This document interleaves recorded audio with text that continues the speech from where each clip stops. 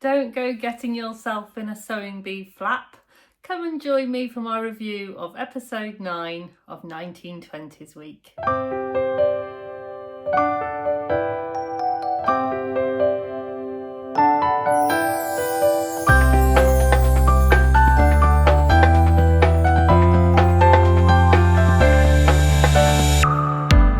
Hello, my name's Sam and welcome to my channel So Let's Sparkle with Sam. We are on episode 9 of the Sewing Bee now, so if you haven't watched, there will be spoilers in this video, so please off you pop, go and get yourself a cup of tea, watch the bee and then come back. It would be lovely to see you. So first things first, I need to say a few thank yous. Thank you so much for everybody that commented last week on Joe's, my little proud mummy moment of Joe's comedy show, and also thank you for all of the videos, of all of the lovely comments. It's so nice that that you have nice things to say about me and my son, and because, you know, here we are just trying to entertain you a little bit with a little bit of our sewing bee love. So I'm going to crack right on with it today because I am in a little bit of a rush today. I'm going to go through it in my normal way, eat one challenge at a time. But this time, all of the screenshots and photos and all of the good stuff will be at the end. So if you stay to the end, or if you want to whiz across to the end, and I've put them in challenge categories because I would like this video to have minimal editing. So it's episode 9 and it's 1920's week. I have to say, when the Sewing Bee first started yesterday, when I started watching it, I thought, oh, it's still movie week, because they kind of did a silent movie style start. But no, it was in fact 1920's week. I was a little bit disappointed, I'm going to be honest. In previous series, when they've done a year, you know, 1980's week or whatever, then they bring the machines in from that era, and I was a little bit disappointed that they didn't have like 1920s sewing machines. But then in hindsight, when I thought about what it was that they were being asked to sew, I think that could have been a considerable challenge, let's put it this way. But yeah, I was a bit disappointed because, you know, I love seeing all of the old machines. It brings me real joy. So you could definitely cut the atmosphere in that sewing room with a knife. It was clear that all of the 4 contestants that were left, so we've got the lovely Kaz, we've got Orla, we've got Yasmin and Kit, and all 4 of them really wanted a place in the final. So next week is the final, and you could just tell right from the start that they all really wanted that place. And I have to say, it was a bit of a edge of the seat episode. I had to have a little, you know, and breathe at the end. It was one of those, but it was a very exciting episode. But yeah, it was for me, it felt quite tense because you could just tell they all wanted it so much. Little shout out, as I always do. Couple of things that I noticed that I just love so much. Sarah, I say every week whatever Sarah's wearing, so just take that as a given, that whatever Sarah's wearing I would quite like to own in my wardrobe. But I mean, the trousers were great, they were absolutely fantastic, but the shoes, she had these like pink big, they weren't wedges, but they were kind of big square heels, and then yeah, almost like platforms, and they were pink, and they looked like the kind of shoes that like Minnie Mouse would wear. Hopefully that's giving you a good description, because I don't think I managed to get a pic of the shoes, but they were fantastic. And then Kaz had bunny ears, and I believe they were light up bunny ears. So, you know, if anyone's wondering what I'd like in my stocking for Christmas, I'd like a pair of light up bunny ears. Thank you very much. So let's get to it. The pattern challenge. Now, because it was 1920's week, the pattern challenge was for a pair of +4s. And I found out a few interesting things last night watching the show. I always find it's a learning opportunity as well as entertainment. So +4s are called +4s because they land 4 inches below the knee. So +2s, I'm assuming, land 2 inches. below the knee. So that was a very interesting fact, and I hope you've now learned something. If you have, give me a comment. Don't forget, if you do like this style of video and you like sewing videos in general, I would really love it if you would pop downstairs and give me a subscribe and like this video if you enjoy this kind of content. So pattern challenge plus fours. So they had to make a pair of trousers. They had a zip fly. I've got my notebook here. They had darts. They have pleats. They had cuffs. They had buckles and straps and the little kind of cuff vents on the trousers. I have to say, you know, you can tell you're getting close to the final when they bring out pattern challenges like this. I thought it was quite a tricky challenge. There's lots of tricky things to do there, just a zip fly. They did have 5 hours for this challenge, so it was a nice amount of time, but I still think that it's very, very tight. So apparently, again, another thing that I learned from the lovely Patrick was that zips were invented in the 1920s, and it was obviously very important that they picked the right fabric. All of the fabrics in the haberdashery that they had to choose from was wool, because that's what they would have been made for in the correct era. But they had wool of different thicknesses, and that turned out to be quite important, that they picked the right thickness of wool. But I'll say a little bit more about that in a while. So they all did their normal rushing to the haberdashery, picked out their fabric and started cutting. So a couple of them, so Kit and Orla picked plain fabrics. Kit picked a plain, quite a thick knit purple fabric, and Orla picked a plain blue lighter weight wool fabric, and Kaz and Yasmin both went for checks. So Kaz decided that she was going to have a go at pattern matching, but you know, in the time she was going to do the best she can. And Yasmin was, I'm not pattern matching. And yeah, I think Kaz was fine because Kaz had a much smaller check, whereas Yasmin had a larger check. And I think if I'd have been Yasmin, I would have at least tried, I'd had a go at it. But you know, in the time, it's one of those tricky things, isn't it? But she wasn't bothered with pattern matching, so she didn't. And I think, well, fair play. I think it's fair to say that Kit went into this challenge a little overconfident, let's say. And just to quote, a couple of things that were said was, I know how trousers are made. I don't think I even need the pattern. And yeah, and I thought, well, whew, them's are bold words when you've got 5 hours and a thick wool and you've got to put a zip fly in and you've got to put buckles in, and I don't know whether I would be that confident, no matter how many pairs of trousers that I'd made in my life. I think I would, you know, sewing bee, pressure, lights, oof, but you know, bold is what I'm going to say. Very, very bold. And I could see that Esme kind of did that little face at Kit as if to say, I'm not cross, I'm just disappointed. You know, with that kind of like, I'm not cross with you, I'm just a bit disappointed. Yeah, she kind of had that all over her face, particularly at the judging. So yeah, one of the other things that they were looking for was pressing.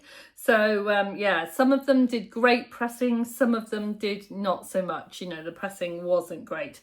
Orla's was perfectly pressed. And yeah, and I remember watching a bit where she was kind of really enjoying the pressing, and I actually really enjoy pressing wool. I've actually got a wool pressing mat, and that's the reason why I have a wool pressing mat, because it's just really nice to press on. So yeah, so let's see how they did. So for the pattern challenge, Orla came first, so hers was perfectly pressed. It was well executed. It was made really well. Yasmin's was second.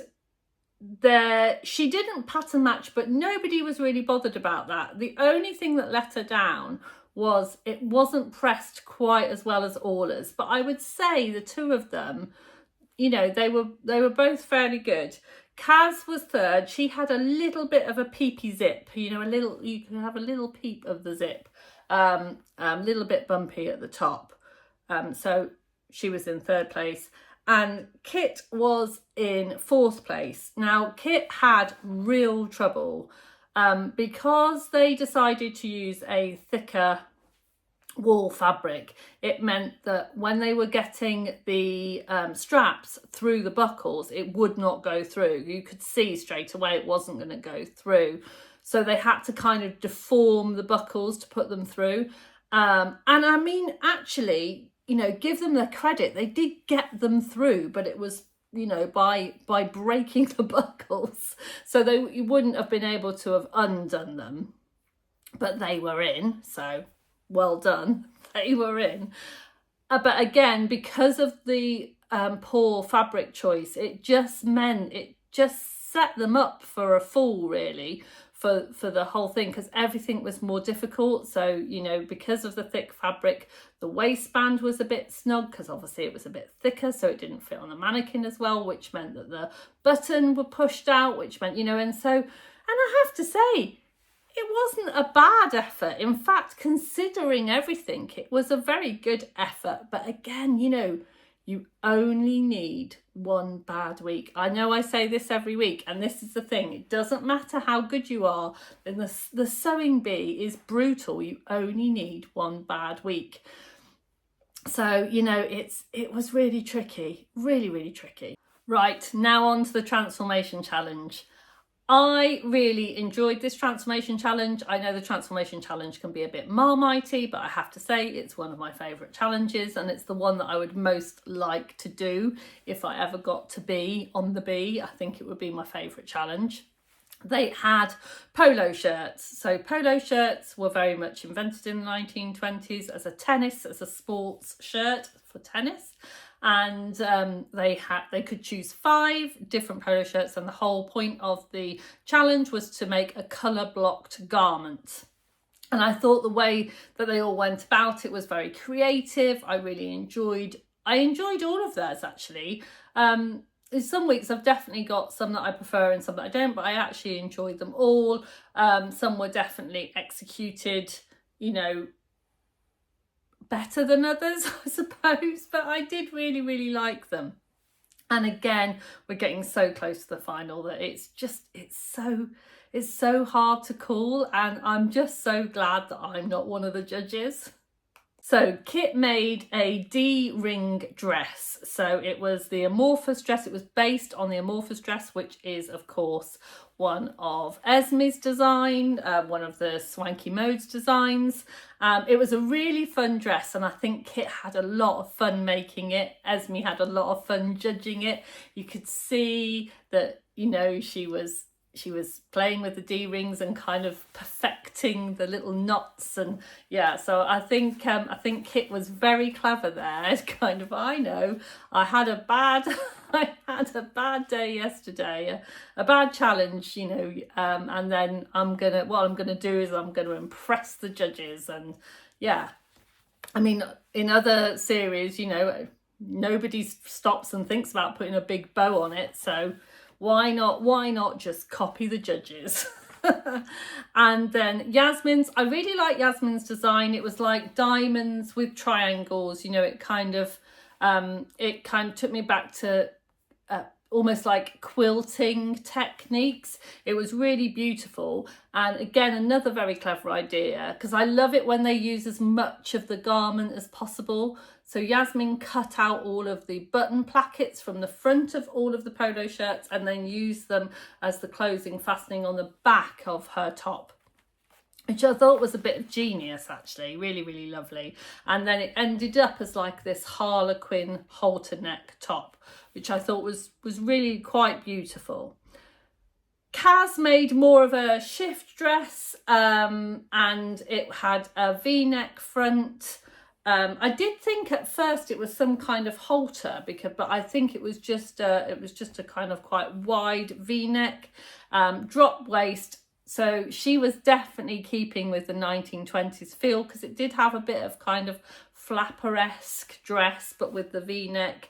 And then she used all of her different colours to kind of give the shape of the skirt. Unfortunately, she didn't really think as much about the front as the dress as she did what was going on at the back and around the bottom of the skirt. So visually, it didn't look quite as striking as some of the others. Alla's genius. I mean, I love a bit of a plique. A plique is one of my favourite kind of sewing things to do. But Orla is the absolute queen of a plique. She has some fantastic ideas. So instead of doing a more traditional, if you like, colour blocking with actually cutting the shapes and sewing them together, what she did was she cut a spiral out of one of the polo shirts and then appliqued that spiral on, so it kind of gave that illusion.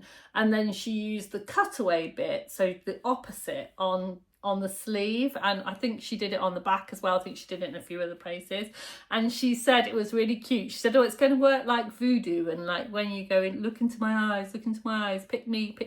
And it definitely gave me, yeah, I could see exactly where she was going with that. It was very original. Now, there was one little critique that Esme thought it wouldn't go over someone's head, but it's polo shirts and it's knit fabric, and I'm not in the room, I didn't see it, but it didn't look like the head hole was that small. It's going to stretch over your head. I guess it depends on how big a head you've got, but yeah. Hey ho. And so the scores at the doors at the end of that challenge was Yasmin was in 4th place, Kaz 3rd, Orla 2nd, and Kit was 1st. So after coming last in the pattern challenge, Kit saved the day, I think, with coming 1st in the transformation challenge. So then it was time to see the models again, because it was the made to measure challenge, and they had to make a 1920s inspired for us. I think they said a special event, rather, yeah, a special event garment for a special event, 1920s themed. So let's start with Kit.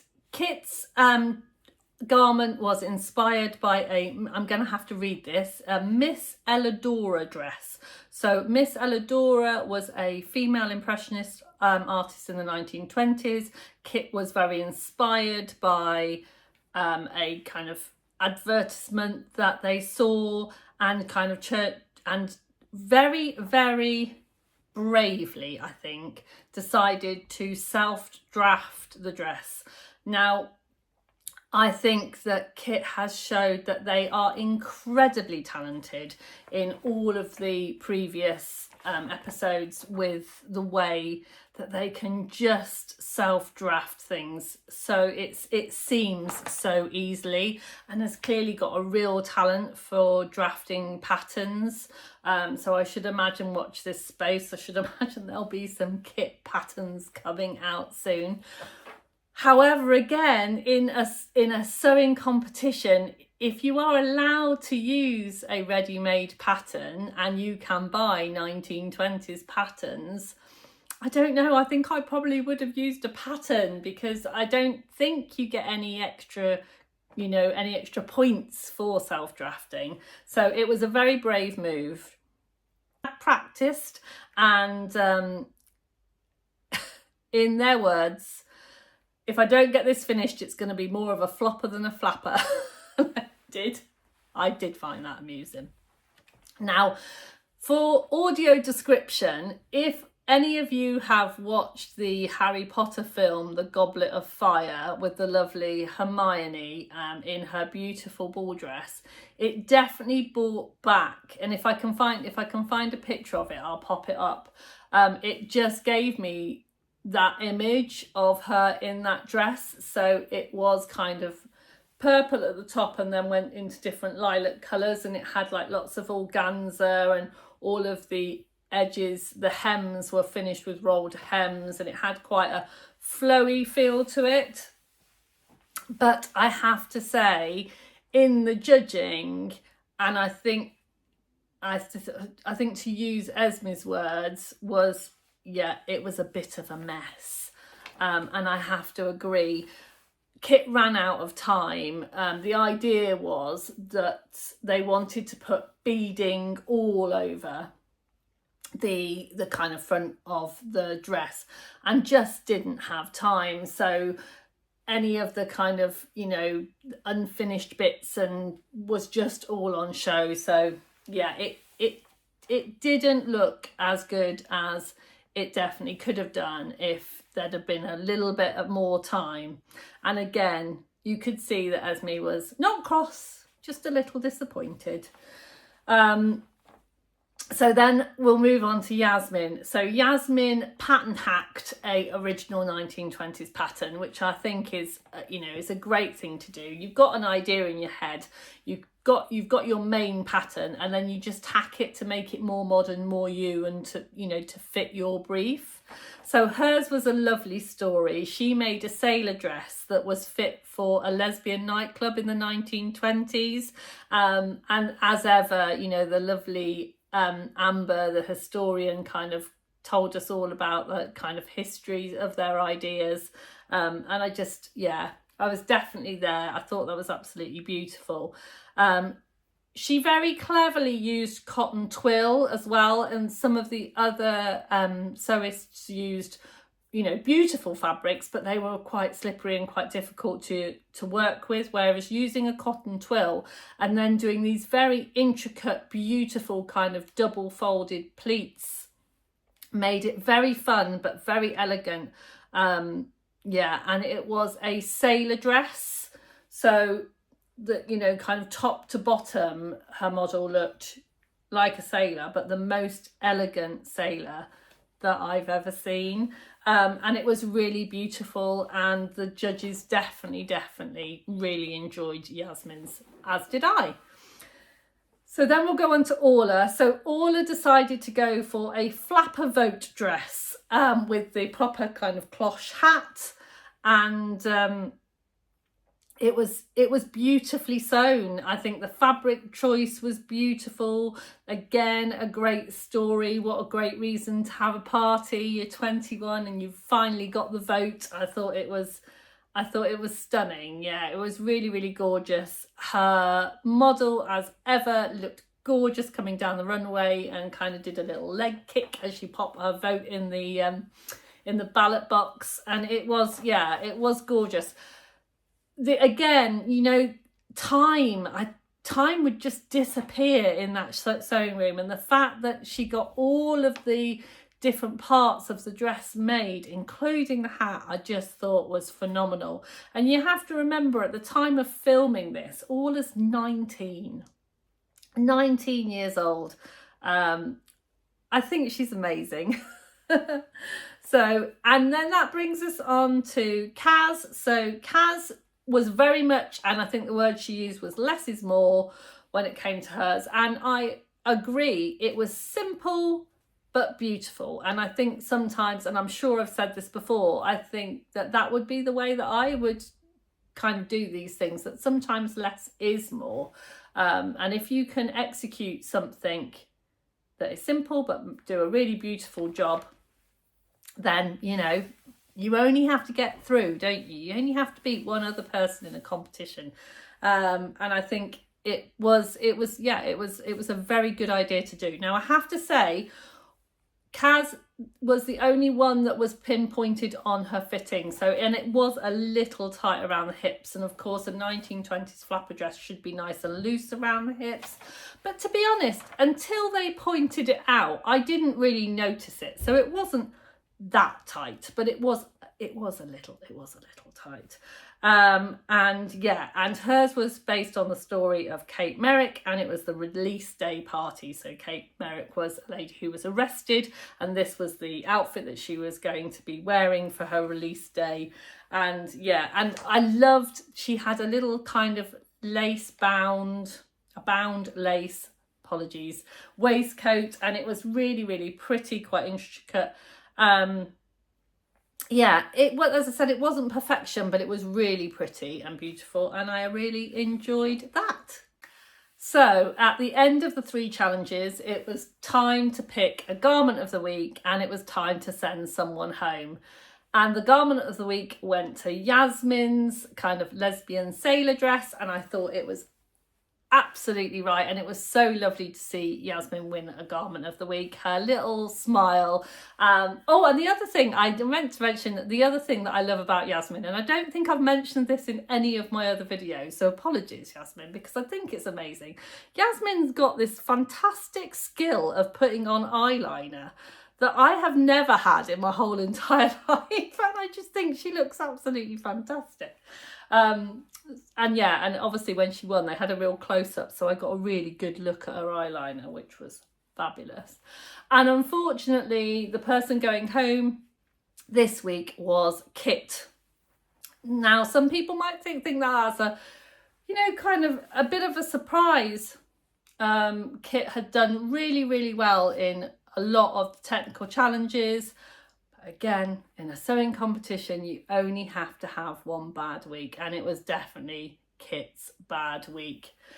So that's it. We're on to the final. Next week will be my very last Sewing Bee synopsis for this year, so I'll be able to put all of my little Peggy dolls away for another year. And yeah, but the final, I'm really looking forward to an all-female final. Who do you think's going to win? I think it's so hard to call. You know, I'm kind of, my head and my heart are fighting with each other. I'm not going to be disappointed at all.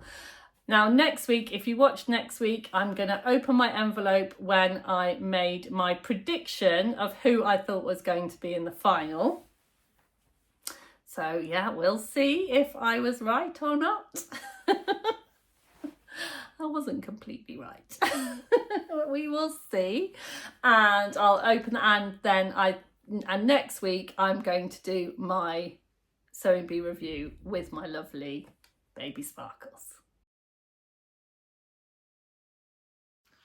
Hi everyone, it's Baby Sparkles, back after a short little break. I want to claim that I was busy and had other stuff to do, but when I found out what happened to Stuart, I just needed to take some time.